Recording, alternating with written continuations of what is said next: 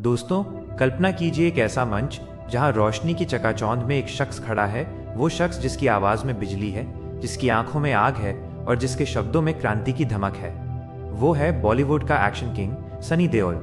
उनकी गरजती हुई आवाज गूंज रही है जैसे फिल्म गदर में वो पाकिस्तान की सरजमी को हिलाने वाला सीन हो। लेकिन इस बार वो दुश्मनों से नहीं लड़ रहे, बल्कि समाज की सदियों पुरानी कुरीतियों, जातिवाद की जंजीरों और असमानता की दीवारों से लड़ रहे हैं। मंच से उन्होंने जो शब्द उगले, वो शब्द नहीं थे, वो तीर थे जो सीधे दिलों में उतर गए। उन्होंने कहा, बाबा साहेब आम्बेडकर जी दलितों के ही नहीं, ब्राह्मणों के लिए भी भगवान के समान हैं। ओहो, ये सुनकर पूरा हॉल थर्रा उठा। तालियां ऐसी बजीं कि लग रहा था आसमान फट जाएगा। ये बयान नहीं, एक भावनात्मक विस्फोट था। पूरे देश में हलचल मच गई, सोशल मीडिया पर ट्रेंडिंग हो गया, न्यूज़ चैनलों पर घंटों डिबेट चली और हर दिल में एक सवाल गूंजने लगा। सनी देओल जैसे सुपरस्टार जो स्क्रीन पर कई किलो का हाथ से दुनिया हिला देते हैं, उन्होंने बाबा साहेब को इतना ऊंचा दर्जा क्यों दिया? क्या ये सिर्फ एक बयान है या एक नई क्रांति की शुरुआत? आज की इस वीडियो में हम इसी टॉपिक पर विस्तार पूर्वक चर्चा करेंगे। वीडियो में आगे बढ़ने से पहले मैं आपसे कहना चाहूँगा कि अगर आप बाबा साहेब आम्बेडकर का सच्चे दिल से सम्मान करते हो तो इस वीडियो को लाइक, शेयर और हमारे चैनल को सब्सक्राइब अवश्य करें और कमेंट में जय भीम जय संविधान जरूर लिखें। तो चलिए वीडियो को शुरू करते हैं। सबसे पहले थोड़ा और सस्पेंस बिल्ड करते हैं, क्योंकि सनी देओल की स्टाइल ही यही है, पहले धीमी धीमी शुरुआत, फिर अचानक धमाका जो सब कुछ बदल दे। कल्पना कीजिए एक ऐसा एक्टर जो स्क्रीन पर दुश्मनों को उखाड़ फेंकता है, जो अपनी मुट्ठी से पहाड़ हिला देता है, जो घायल होकर भी उठता है और न्याय की जंग लड़ता है। वो रियल लाइफ में क्या कह सकता है? क्या ये कोई पॉलिटिकल मास्टर स्ट्रोक है? क्या ये उनकी आने वाली फिल्म का प्रमोशन है, या फिर ये दिल की गहराइयों से निकली वो सच्ची भावना है जो सालों से दबी हुई थी?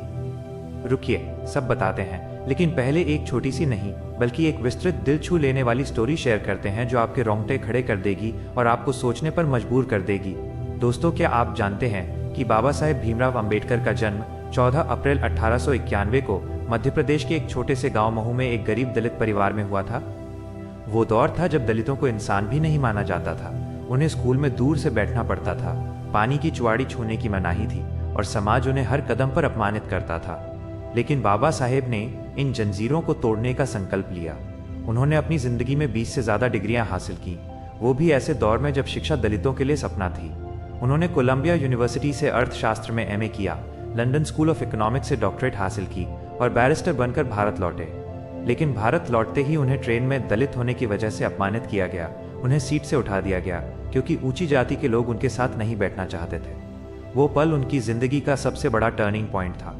कल्पना कीजिए एक पढ़ा लिखा, विदेश से लौटा शख्स जो दुनिया की सबसे प्रतिष्ठित यूनिवर्सिटी से डिग्री लेकर आया हो, उसे अपनी ही मातृभूमि में इतना अपमान सहना पड़े। लेकिन बाबा साहेब ने हार नहीं मानी। उन्होंने ठान लिया कि समाज की इस जहर भरी जड़ जातिवाद को उखाड़ फेंकेंगे। वो स्टोरी सिर्फ इतिहास की किताबों में नहीं बल्कि एक महाकाव्य है। ये दिखाती है कि एक इंसान की मेहनत, दृढ़ संकल्प और आग जैसी इच्छा शक्ति कैसे पूरे राष्ट्र को बदल सकती है। बाबा साहेब ने वो किया जो असंभव लगता था। वो गरीबी से उठे, अपमान सहते हुए आगे बढ़े और भारत को वो संविधान दिया जो आज भी हमारी रक्षा करता है, हमारी आज़ादी की गारंटी देता है। ये स्टोरी मुझे हमेशा इंस्पायर करती है, क्योंकि ये बताती है कि असली हीरो वो नहीं जो तलवार से लड़ते हैं, बल्कि वो जो कलम से क्रांति करते हैं। बाबा साहेब की ये जीवन गाथा इतनी प्रेरणादायक है कि अगर आप इसे सुने तो आपका खून उबल उठेगा और आप भी समाज बदलने के लिए निकल पड़ेंगे। अब इस स्टोरी को और गहराई से समझते हैं। बाबा साहेब का बचपन कितना कठिन था। उनके पिता सेना में थे, लेकिन परिवार की आर्थिक स्थिति इतनी खराब थी कि बुनियादी ज़रूरतें भी पूरी नहीं होती थीं। स्कूल में उन्हें फर्श पर बैठना पड़ता था क्योंकि बेंच ऊंची जातियों के लिए थी। लेकिन बाबा साहेब ने पढ़ाई को अपना हथियार बनाया। उन्होंने बड़ौदा के राजा से स्कॉलरशिप ली, विदेश गए और वहां की लाइब्रेरियों में रात दिन एक करके ज्ञान अर्जित किया। कोलंबिया यूनिवर्सिटी में उन्होंने अर्थशास्त्र, समाजशास्त्र और कानून पढ़ा। लंदन में उन्होंने अर्थव्यवस्था पर थीसिस लिखी जो आज भी संदर्भ के रूप में इस्तेमाल होती है। भारत लौटकर उन्होंने महार सत्याग्रह किया, जहां दलितों को सार्वजनिक पानी पीने का अधिकार दिलाया। उन्होंने पूना पैक्ट के जरिए दलितों के लिए रिजर्वेशन सुनिश्चित किया। ये सब घटनाएं उनकी जिंदगी के ऐसे मोती हैं जो चमकते रहेंगे। बाबा साहेब की ये स्टोरी न सिर्फ दलितों की है, बल्कि हर उस इंसान की है जो असमानता से लड़ रहा है। ये स्टोरी हमें सिखाती है कि अपमान को ताकत में बदलो और समाज को बदल डालो। अब बात करते हैं सनी देओल की, क्योंकि उनका ये बयान उनके व्यक्तित्व से गहराई से जुड़ा है। दोस्तों, सनी देओल बॉलीवुड के उन लीजेंडरी एक्टर्स में से एक हैं जिनकी छवि एक रियल हीरो की है। वो धर्मेंद्र के बड़े बेटे हैं।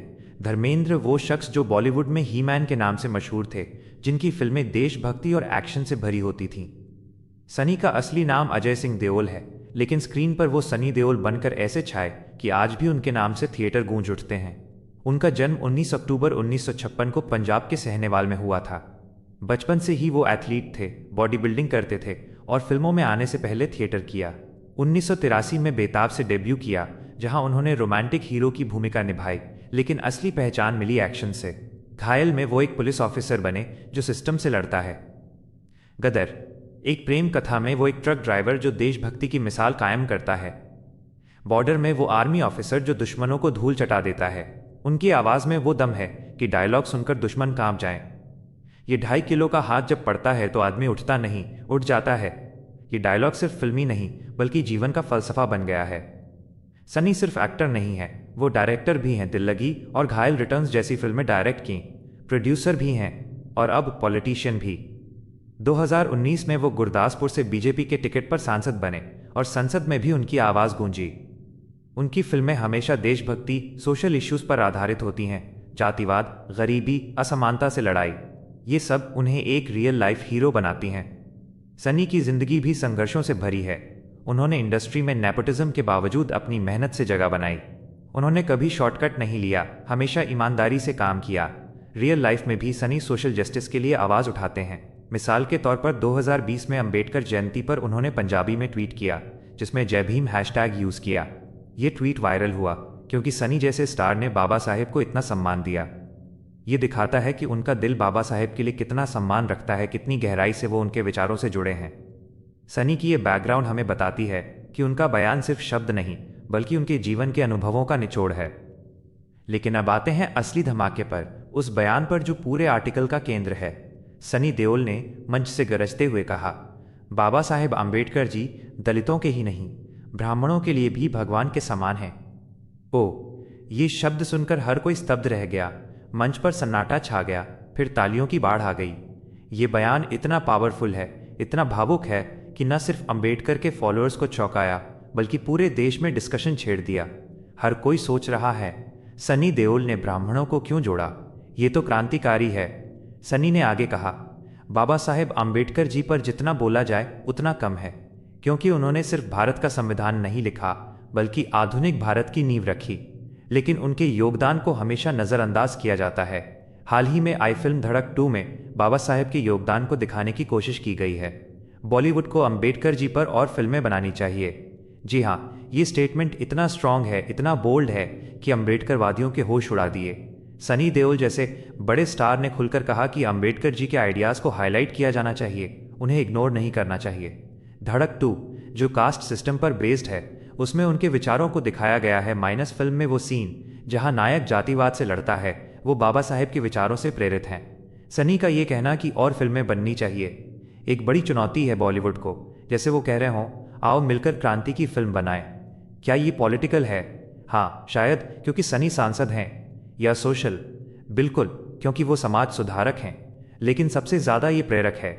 ये मुझे उनकी फिल्म गदर की याद दिलाता है, जहां वो इंसाफ के लिए लड़ते हैं, हाथ में पंप लेकर ट्रेन उखाड़ देते हैं।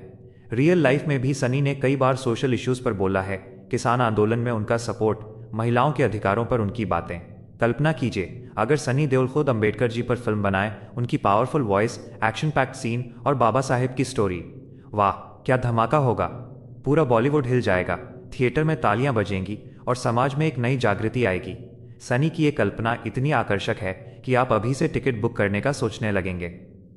अब हम इस बयान को और गहराई से समझते हैं, क्योंकि सनी देओल ने इसे और विस्तार से कहा। उन्होंने मंच पर भावुक होकर बताया, बाबा साहेब आम्बेडकर के संविधान की देन है कि आज सर्व समाज को न्याय मिल रहा है, दलितों को ही नहीं, ब्राह्मणों को भी। हिंदू धर्म के पुराने रीति रिवाजों में निकल सकती थी। सती प्रथा, जहां विधवा को जीवित जला दिया जाता था, वो कितनी भयानक थी। बाल विवाह, जहां छोटी बच्चियों की जिंदगी बर्बाद हो जाती थी। पितृसत्तात्मक समाज, जहां महिलाएं सिर्फ घर की दासी थीं, कोई अधिकार नहीं। लेकिन आज ब्राह्मण महिलाएं खुली हवा में सांस ले रही हैं, पढ़ रही हैं, नौकरी कर रही हैं, अपने अधिकारों के लिए लड़ रही हैं। माइनस ये सब बाबा साहेब की देन है। उनके हिंदू कोड बिल ने महिलाओं को तलाक का अधिकार दिया, संपत्ति का हक दिया और बराबरी का दर्जा दिया। कल्पना कीजिए, एक ब्राह्मण परिवार की बेटी जो पहले घर की चारदीवारी में कैद थी, आज डॉक्टर बन रही है, इंजीनियर बन रही है, पॉलिटिशियन बन रही है, वो संसद में बैठकर कानून बना रही है। ये क्रांति बाबा साहेब ने लाई, उनके संविधान ने लाई।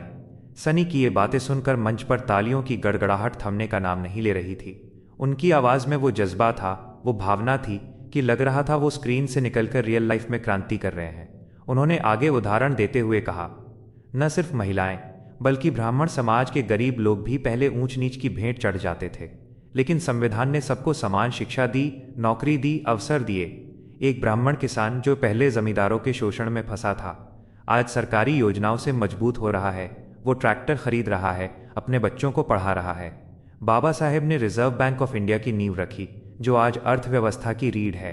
उन्होंने पानी के अधिकार दिए, महाड़ सत्याग्रह याद है, जहां दलितों को पानी पीने का हक मिला, लेकिन वो हक सबके लिए था।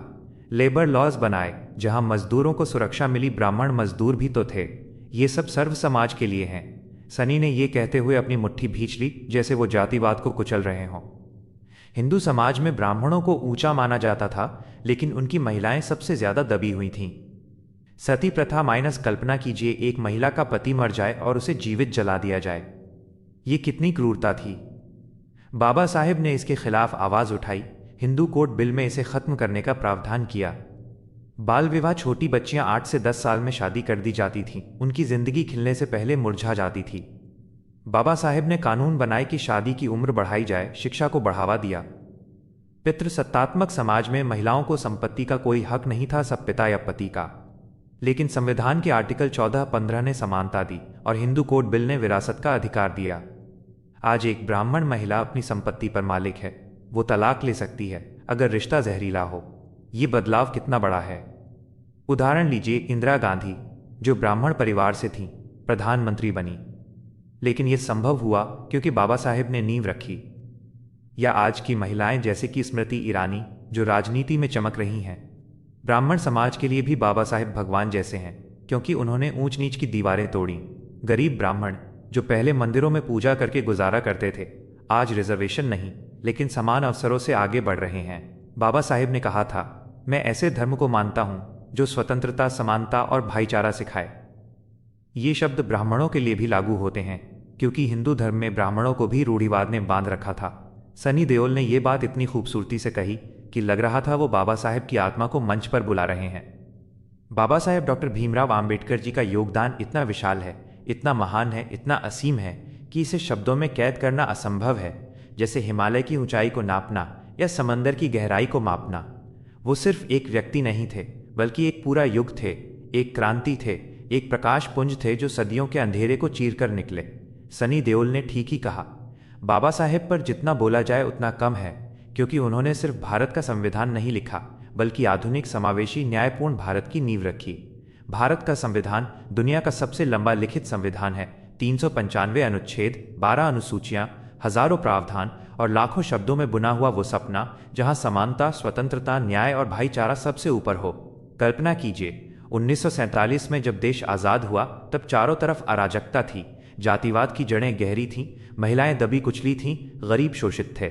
लेकिन बाबा साहेब ने संविधान सभा की ड्राफ्टिंग कमेटी के अध्यक्ष बनकर वो चमत्कार किया जो कोई नहीं कर सका। रात दिन मेहनत, बहसें, विचार विमर्श और निकला वो दस्तावेज जो आज भी हमारी ढाल है, हमारा हथियार है। संविधान के मौलिक अधिकार, सबको समानता का हक, धर्म की स्वतंत्रता, अभिव्यक्ति की आज़ादी, कोई भेदभाव नहीं, जाति, धर्म, लिंग, जन्मस्थान के आधार पर। दलितों, आदिवासियों, पिछड़ों के लिए रिजर्वेशन सिस्टम, अनुसूचित जाति जनजाति के लिए सीटें, नौकरियां, शिक्षा में आरक्षण। इससे करोड़ों लोग आगे बढ़े। एक दलित बच्चा जो पहले मंदिर में घुसने से मना किया जाता था, आज संसद में बैठकर कानून बना रहा है। एक पिछड़ी जाति की लड़की जो घर की चारदीवारी में कैद थी, आज वैज्ञानिक बन रही है, अंतरिक्ष में जा रही है। ये सब बाबा साहेब की दूरदर्शिता की देन है। और जैसा सनी देओल ने मंच पर भावुक होकर कहा, ये न्याय सिर्फ दलितों या पिछड़ों के लिए नहीं, सर्व समाज के लिए है, ब्राह्मणों के लिए भी, क्योंकि संविधान ने सबको बराबर का अवसर दिया। गरीब ब्राह्मण जो पहले रूढ़िवादी नियमों में बंधे थे, मंदिरों में पूजा करके गुजारा करते थे, आज सरकारी योजनाओं, शिक्षा और नौकरियों से मजबूत हो रहे हैं। बाबा साहेब ने रिजर्व बैंक ऑफ इंडिया की स्थापना में महत्वपूर्ण भूमिका निभाई, अर्थव्यवस्था की रीढ़ जो आज भारत को विश्व गुरु बनाने की दिशा में ले जा रही है। पानी के अधिकार के लिए महाड़ सत्याग्रह 1927 में, जब दलितों को सार्वजनिक तालाब से पानी पीने नहीं दिया जाता था, बाबा साहेब ने सत्याग्रह किया और वो हक सबके लिए खोला। लेबर लॉज, मजदूरों के लिए 8 घंटे की ड्यूटी, न्यूनतम वेतन, सुरक्षा। ब्राह्मण मजदूर भी तो थे जो शोषण का शिकार होते थे। ये सब सर्व समाज के उत्थान के लिए थे। बाबा साहेब ने पूना पैक्ट के जरिए दलितों के लिए अलग निर्वाचन की जगह रिजर्वेशन सुनिश्चित किया, गांधी जी के साथ समझौता करके। ये कितनी बड़ी कुर्बानी थी। वो लड़ते रहे, अपमान सहते रहे, लेकिन कभी हारे नहीं। उनकी किताबें डैश जाति का विनाश, शूद्र कौन थे, जातिवाद की जड़ों पर प्रहार करती हैं। ये किताबें आज भी पढ़ी जाती हैं दुनिया भर में। बाबा साहेब की सोच इतनी व्यापक थी कि वो सिर्फ भारत तक सीमित नहीं बल्कि विश्व स्तर की थी। अब आते हैं उस क्रांतिकारी हिंदू कोड बिल पर जो बाबा साहेब की महिलाओं के लिए सबसे बड़ी भेंट थी। सनी देओल ने मंच पर गरजते हुए कहा, हिंदू धर्म के पुराने रीति रिवाजों में ब्राह्मण महिलाएं तो घर से भी नहीं निकल सकती थीं। सती प्रथा में जीवित जला दी जाती थीं, बाल विवाह में छोटी बच्चियों की जिंदगी तबाह हो जाती थी। पितृसत्तात्मक समाज में महिलाएं सिर्फ घर की दासी थीं, कोई अधिकार नहीं। ओ, ये सुनकर दिल दहल जाता है। सती प्रथा, कल्पना कीजिए, पति की मौत पर विधवा को चिता पर चढ़ाकर जला दिया जाए। राजा राममोहन राय ने तो इसे रोकने की कोशिश की, लेकिन बाबा साहेब ने कानूनी रूप से जड़ से उखाड़ फेंका। बाल विवाह, 8 से 10 साल की बच्चियां शादी के बंधन में बंध जाती थीं, शिक्षा से वंचित, मां बनने से पहले ही मुरझा जाती थीं। बाबा साहेब ने हिंदू कोड बिल में शादी की उम्र बढ़ाई, शिक्षा को अनिवार्य बनाने की वकालत की। पितृसत्तात्मक व्यवस्था में महिलाओं को संपत्ति का कोई हक नहीं, सब बेटों या पति का। लेकिन बाबा साहेब ने तलाक का अधिकार दिया, संपत्ति में बेटियों को बराबर हक दिया, गोद लेने का अधिकार दिया, विधवाओं को दोबारा शादी का हक दिया। ये बिल 1955 से 56 में पारित हुआ और महिलाओं की जिंदगी बदल दी, विशेष रूप से ब्राह्मण महिलाओं के लिए जो सबसे ज्यादा रूढ़िवाद से बंधी थीं। पहले ब्राह्मण परिवारों में लड़कियां सिर्फ घर संभालती थीं, बाहर निकलना पाप माना जाता था। लेकिन आज ब्राह्मण महिलाएं डॉक्टर बन रही हैं, इंजीनियर, वकील, जज, प्रधानमंत्री तक।